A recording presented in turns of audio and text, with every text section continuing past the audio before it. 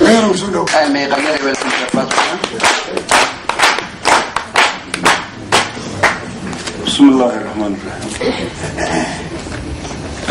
Aniga warkii waa iska gaaban yahay. Hilowlana waa maadsiin si fiican u wada laakiin dhowr qodob oo yaro halka inaan taabto doonaya.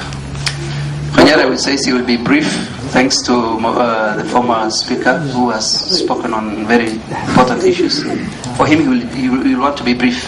Waa tixgelina saaxiibkay wasiirka arrimaha dibadda Kilonso oo gurigiisii odagii aaday madaxweynihii oo raba inuu ku xirmo waa tixgelina nin siyaasi waayo gurigiisii wadamo madaxweynihii aaday.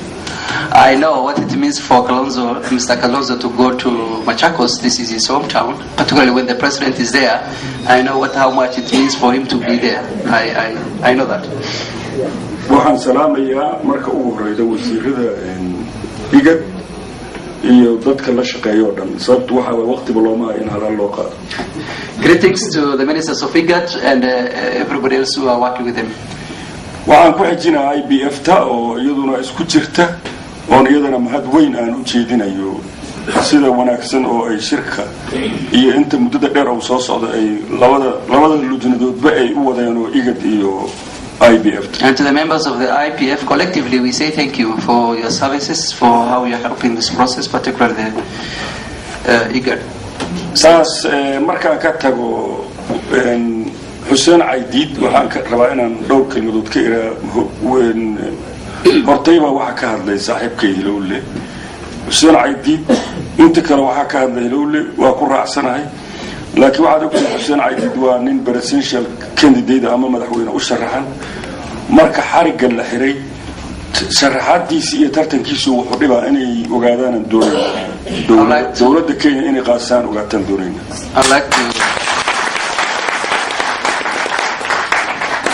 I would like to now comment on the situation of Hussein Mohamed Afrah. This is one of our leaders who is also a presidential candidate, and given that this current situation will not enable him to participate in the process, we want this situation to be alleviated. Ninka la xiro ama booliisku jiijiida hadhow tartanku waa ka xumaada marka tartanka waa looga dheelay ninkaas.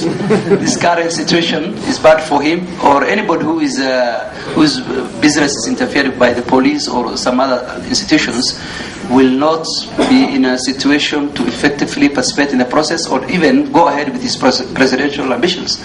So this is a problem for him. Arintaas waa wax weyn bay u dhimaysaa ninkaas marka waxaan doonaynaa inuusan isniinta ka daba marin oo la soo daayo isniinta. This situation will have to send IDs to proportions that we do not expect it to be very bad on him. So we request and require that he be released Monday or latest by Monday, 4 o'clock. waxaa la yiri markaan shirka soo galayna by Monday. shirka yaan la gelina la yiri iyadoo Hussein Aidid xiran yahay annaga beelaan dhibay nagu noqotay raggii iyo gabdhiisaas qaba waa qancinay waxaan iri Hussein beero ma haysato dowladda Kenya haysata iyadana kala muddaciina yaanaan wasiirada aanan iyo dadka sharafta loo meesha isku yimidaan shirka uga bixin marka arinta arrin nagu culus way. To be honest with you, the ministers, yesterday or last night, word was going around among the Hawiye that given that Hussein Aidid has been arrested, the Hawiye community should boycott this meeting today. But as the leaders prevail over this kind of arguments, we told them this is a different situation. This is not about. This is Hussein Aidid and a citizen. This is about Hussein Aidid and a citizen of Kenya. We should not take advantage of that opportunity and cause some chaos for. So out of respect for the ministers, we prevail over them and we convince everybody to come here. walaalaha Kenya waxa laga doonaa martida inay xurmeeyaan oo aan martida lagu xad gudbin sababtu waxa waaye ninkan haduu gurgiisa jir lahay ninka hadda ku dacweyna inta naftiisu ma dacweyn marka horna iyaga si ikhtiyaar u macmiilay marka xoogaa ninka markuu martinimadiisa iyo sharafkiisa in la xurmeeyo loo baahan. So to our Kenyan brothers, we will request them to respect their brothers who are visitors for them. Hussein is not in his hometown, he's here with you, he's your visitor. So please, if you intaas markaan ka gudbo aniga waxa la ii dhiibay heera warba maahay anigu waxa la yidhi go'aan aniga go'aana la yidhi go'aanka sheegay. So that much for saying I did. This time we would like now to give you all about the decisions of the clan, the Hawiye clan, is what is going to read here. He was told to tell me the decisions of the Hawiye clan. That he tells you the decision of the Hawiye clan in the presence of everybody. Somali dawladnimo u baahan tahay hadda ka horna waa tii markii state house la jooga aan niri ninkii shirka iyo Soomaalidu waxay rabto diida maxkamadan caruusho Rwanda iska dadka la geeyo la geeyo isaga.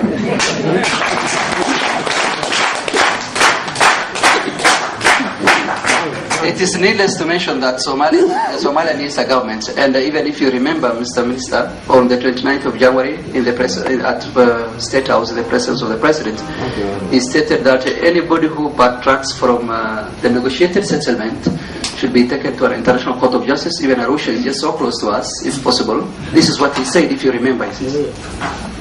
dambilayaasha caalamka in la yiraahdo hal qabto gobolna la daayay ma soconayso. dambilayaasha caalamka in gobolna la qabto gobolna la daayay ma soconayso. International criminals, it's not fair for international criminals. Some of them, international criminals are criminals. It's not fair for in one particular region such criminals should be arrested, while in another region they should just be left hanging like that. It's not fair. haddii aad raaciso nin banki oo tira ilaali waardi ahaan asagoo garuusita nin qorasita u yimaad ninkaas waa laga qaadanaya waxa. This is a small whatever he says. For example, if you employ a watchman and you don't give him a gun to watch the bank, he's just there at the front of the gate with a stick, and then somebody with a gun comes. Or naturally the watchman will be overpowered, so he can't help. marka waxa la rabaa international community inay hubkeeda cabaysato ninkii diiday shirkan ama Soomaaliya in dawlad loo dhiso hor istaago inay asaga ku calaamayso way mas'uuliyad aan qaybsanayn cidina qaadimayso. So that we will request the international community to come in full force and help Somalia and try to arrest or punish anybody who is holding the country to hostage or the people to hostage who is stopping the formation of such a government. sababtu maxaa dhacay haddii argagixis isku aruursatay diyaaradaha qarxiso maxaa dhacay dadkeed dawlad ma leh control ma leh sharci ma leh maxkamada ma leh maxaa dhacay haddii argagixis ka timaado hadhow dad Islaamiyad qarxiso. Somalia is a country right now that is where there is no law and order, and it's a safe haven for example, terrorists. What's going to happen if a number of international terrorists come to Somalia, or terrorists are formed in Somalia and they go and maybe hijack a flight or ban a plane? What is going to happen? These are the challenges that are facing us. wadanada igad waxaa looga baahan yahay inay iska xil saaraan security region code mana dhinac duubu kana dhinac kale ma fiyaa. The countries of IGAD, we will request them to be careful about the security of the entire region, not only on one particular part and then look at the disregard the other part. No, the security of the entire region should be the priority of IGAD member states.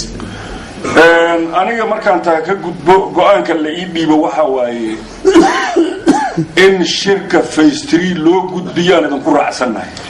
So if I may now tell you the decisions of the Hawiye clan that I was told to tell you, is that this is the decision. The decision of the Hawiye clan is phase 3 should be opened and we should embark on the final phase of this conflict. waana in la xiraa on mar dambe la sheegay phase 1 iyo phase 2. And we should never talk about phase 1 and phase 2 anymore.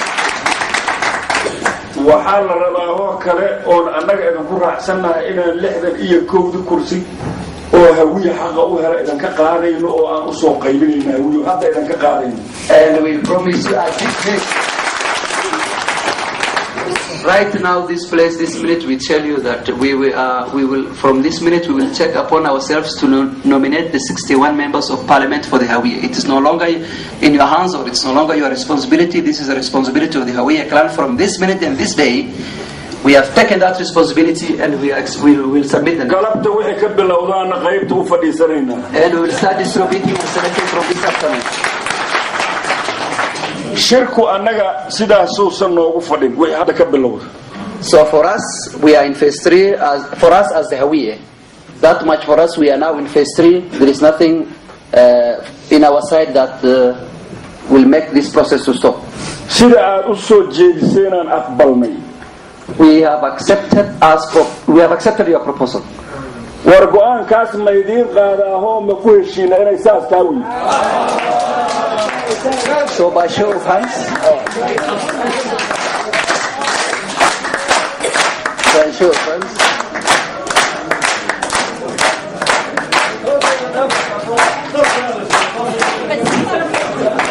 fadhiista guulaysta fadhiista annagana mar dambe ma rabno in nala ku qaldo inaan annaga shirka hortaagana in mar dambe nala ku qaldo cidna ka akhrisamayno ogaada. So it should not be misconstrued that the Hawiyas are dragging their feet. No, this is a show by the Hawiya that they are not dragging their feet. They are on the forefront. waxaa laygu yidhi oo IBF rag ka mid oo ay yidhaheen haddii soomaalida qabiil loo shiriyo waxaa lagu qaybinaa soomaalida inay yidhaheen marka midaani ma aha midii wax qaybinaysa midii dhisayso dadka mas'uuliyiinta banaanka mas'uuliyadda in loo soo saaro midii lagu rabay waaye shirkaana ku salaysnaa phase 3 marka uu gaaro in qabiil loo kala qaybsado. So this is he says we have heard that some members of the IPF have been saying that or have intimated that meeting the Somalis on clan basis will be bad or will produce negative results. No, that is not true. This kind of meetings are very healthy because after all in phase 3 is about power sharing on clan basis. So this kind of meeting is very healthy. marka afar beeloodi baray ahaade saacada wixii ka dambeeyo qoladii diida ama war karo nuxnuxsiyo keenta iyada ka mas'uul anaga ma aha. So this is about 4.5. phase 3 is about 4.5. For us this is our position. Anybody else who backtracks or anybody who tries to bring some negative or talks negative, that is up to him. For us this is our stand. waa ka cadaysana anagu maradiyan waa ka cadda ogaada. We are open, we are frank with you. This is our position. We have cleaned our hands. wasiirada saaxiib walaalaheen oo deriskan inay nacanantaan xaqi u leeyihiin waana walaalaheen xaqi ugu leeyihiin inay nacanantaan sababta mas'uuliyadeena aan dib uga dhacno waana ku appreciate waana uga mahadcelin. The foreign ministers who come from our neighbors have the right to advise us or even the right to sometimes if necessary to shout at us and give us out of because they know that it is us who have abdicated their responsibilities as leaders. So they are exercising their right if they tell us to iyagu inay soo heshiiyeen waa ku faraxsanahay waana ku mahadsan. But that they are also united on their part, that is a great milestone. This a milestone that has been achieved. waxaan rabnaa anoo ku hadlaya magaca bulshada meesha fadhida inaan u dirno qabaar adag ama xoog badan qolada nabadda iyo nabadgelyada oo ku shiraysa talaadada meesha la yiraahdo Addis Ababa.